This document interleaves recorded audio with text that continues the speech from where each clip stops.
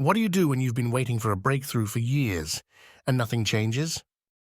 In today's episode of Secrets and Miracles in the Bible, we discover the story of a man who had been disabled for 38 years.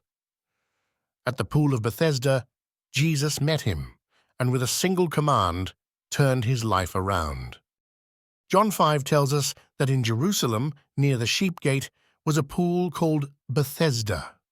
Around it lay a multitude of the sick, blind, and paralyzed, all waiting for the waters to stir. Among them was a man who had been an invalid for 38 years. When Jesus saw him lying there and learned that he had been in this condition a long time, he asked him, "Do you want to be made well?" The man replied, "Sir, I have no one to help me into the pool when the water is stirred. While I'm trying to get in, someone else goes down ahead of me." Then Jesus said to him, "Rise, take up your bed and walk."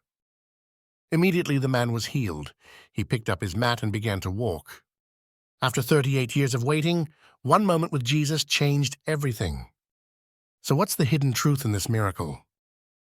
Sometimes we wait on a system, but Jesus is the true source of healing.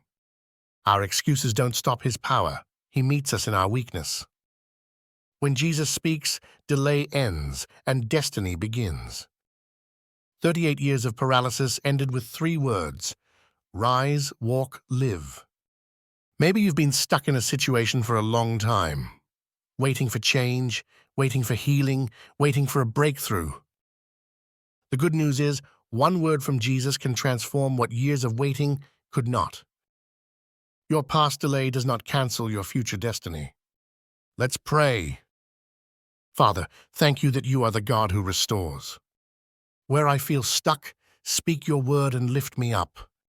Give me faith to rise, take up my bed, and walk into the future you have for me. In Jesus' name, amen.